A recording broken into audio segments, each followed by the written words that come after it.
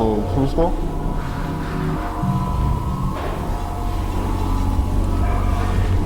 Yeah.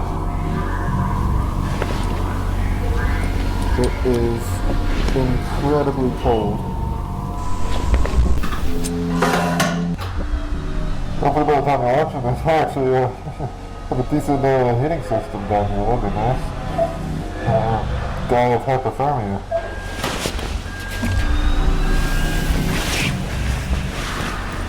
Oh, camera. Put your straps are in the bin right there. Just make sure to get the red one, alright? Because the green one reads. 10-4.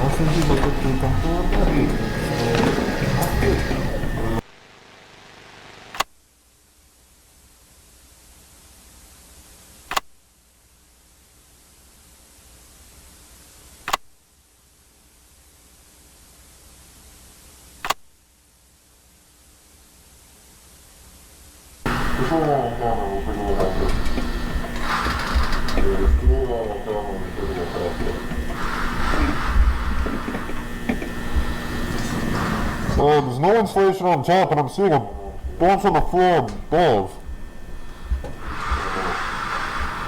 There's ventilation as well. You see that? You see the vents? Yeah, it goes around the back to the right. Some of it's insulated, I think. I don't know. I'm not a vent guy. I don't know. Oh, it looks no rust, I think. Huh. More than one floor, and I use that term loosely. We then attempted to cut power to the nearest fluorescent light fixture, a standard troffer. However, we were unable to isolate the power source, and the conduit remained live, despite the absence of any visible external power supply. The source of electrical current remains unknown at this time. Using an insulated toolkit, we carefully isolated the light fixture from its electrical conduit, extracted the troffer from the ceiling, and transported it back inside, back to standard for analysis. And a 0.5 meter sample of conduit was also taken, with all exposed wiring safely secured afterwards in the ceiling. So the ceiling tile extracted measures 1.27 meters by 1.14 meters, which is certainly not standard, but it's composed primarily of mineral fiber. It seems normal in composition, has a fissured texture with mild tegular edges. So just after initial analysis, the composition of the tile estimated is around 60% mineral wool, which is fibers of amorphous silicate, usually derived from, I think it's basalt or slag, around 20% expanded perlite, which is primarily of silicon dioxide and aluminium oxide, and the rest is a undefined mixture of silicate material, some starch, latex polymers, and some organic fibers derived from plant materials, recycled cellulose, really. But the light troffer housing is made of galvanized steel coated with a thin layer of zinc. Inside, the fluorescent bulbs are non-standard in proportion, most closely resembling T12 bulbs. So the 4 bulbs measure 1.2 meters in length with a diameter of 38.1 millimeters. We're extrapolating here at 351, but that's all the end lasers, and the rest contain the following components. Phosphor coating, the calcium halophosphate for converting ultraviolet light to visible light, mercury vapor in a small quantity which facilitates the ultraviolet light emission, argon gas, and again this is all standard for these fluorescent bulbs.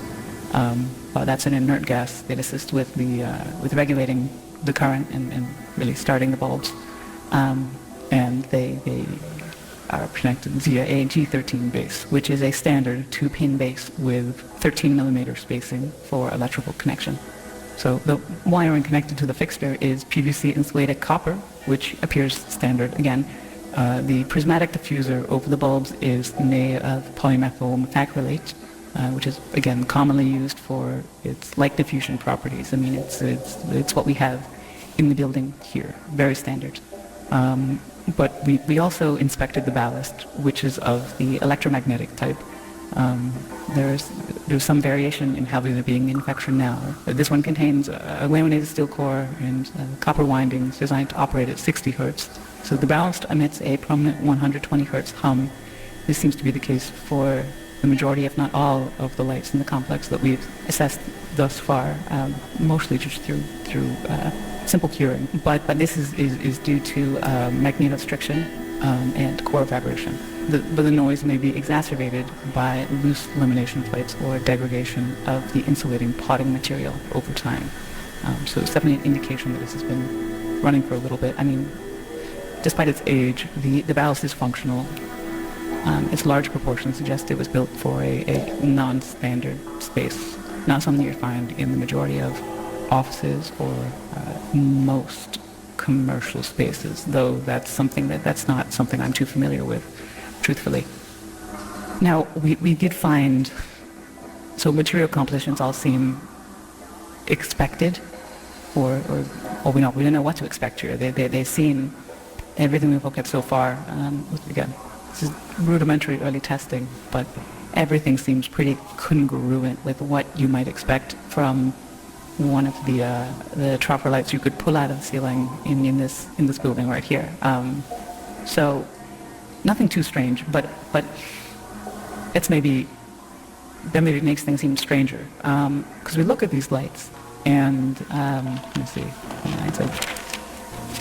So several labels were marked on various components of the troffer. So on the ballast, we found markings for marked it as a universal ballast, Type A, manufactured in 1975 with serial number A75234X.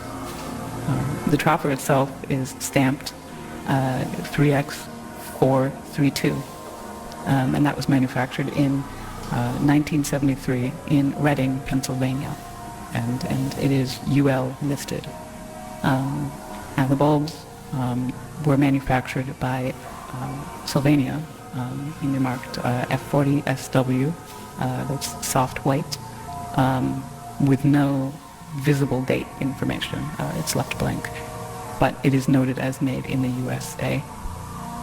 So, I mean, though outdated in design, the fixture appears fully functional. The stable operation of all light fixtures in the subdivision points to a continuous, potentially autonomous power source, which still remains unidentified. We're doing what we can.